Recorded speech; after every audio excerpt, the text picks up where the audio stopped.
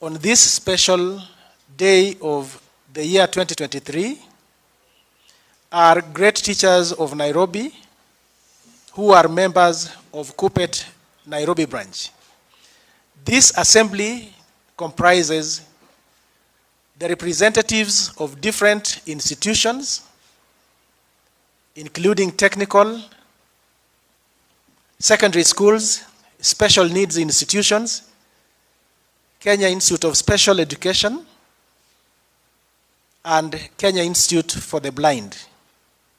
We popularly refer to our colleague representatives as stewards, and there is a common wall through which we communicate. With us also are the 9 co-opted members of the branch governing council, 3 women representatives, and the 10 elected branch executive committee members. Chief guest, kindly, with your permission, allow me to donate part of my time to Mr. Simon Nyaga, who is the secretary in charge of tertiary and the deputy principal administration of this college, to give us some insight and information that may be of significance, importance to the learners we have within our stations. In most cases, after learners have finished Form 4, they may not know where to go when they have D, D+, C-, C+, and some who opt not to go to the universities, but choose to go to technical institutions. As I told you, I was a lecturer here, and I know the important causes that are in this institution. Allow me to bring a protocol chairman to give Mr. Nyaga this opportunity. Without much ado, I wish to probably just put to focus in terms of the courses that we undertake here. I will not be so detailed because I will share this information on our wall in soft copy so that you'll be in a position to share that with probably those closely related to you and those you train as well. We have 10 academic departments, 10 of them. We have health sciences, we have under health sciences, this is where we train in pharmaceutical technology, where we have medical laboratory technicians, where we also have food science technologists. We have these for diploma and for certificate. Under diploma, the minimum qualification is a C plane.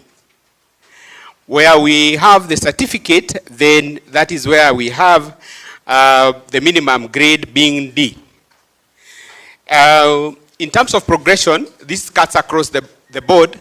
For anyone who attains a diploma, then that person is eligible to proceed to the university. Currently, we have Technical University of Mombasa, which accommodates most of the courses that we train in technical training institutions, and Technical University of Kenya. These 2 universities have most of the courses that are trained in technical training institutions. Then we also have Applied Sciences, Electrical and Electronic Engineering Department, Mechanical and Chemical Engineering Department, Institutional Management.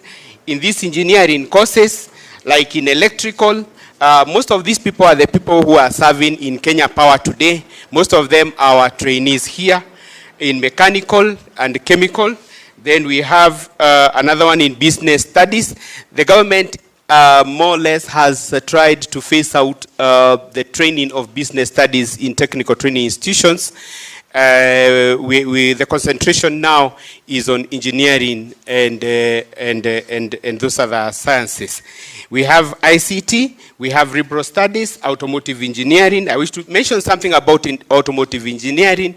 The government of Kenya has partnered with the government of Germany. In fact, most likely sometimes in May we'll be hosting the Chancellor of Germany here, because we are having a project right across right across is among the, right across we have a field there. It is among those projects that were initiated by the previous government, and of course, even in the current government, we are having that, where we are having something we are referring to as dual training. This one, we have already launched it in automotive, where we have a period of time for trainees in the institute, and then half of that period is where they go to the industries, so that if you now look at it in terms of what is being experienced in the primary level, where we have CBC, now at the technical training institutions, we are talking of CBET. So that is competence-based education training, where basically then you are tested on what exactly the skills that you have acquired. So basically that's where we are on that. We also have entrepreneurship. And since I had been cautioned in terms of time, allow me not to extend beyond there, but I wish to mention something in terms of payment. Across all these courses that I have mentioned, the cost was regularized by the government, so that we have each course now costs 56,420. Out of the 56,420, we have 30,000 that each trainee gets from the government, which we refer to as capitation, so that you are now left with 26,420. Out of the 26,420, then if a trainee now applies in HELB, that one you are likely even to get up to the tune of about 40,000. What does that mean then? That they will even be out of pocket. What are we then saying? We should not be having anybody out there who have completed up to the fourth form and is not in actually any tertiary institution. So as I'm doing this, I'm only not talking about Nairobi Technical. I am talking about even that technical training institution right in the village there.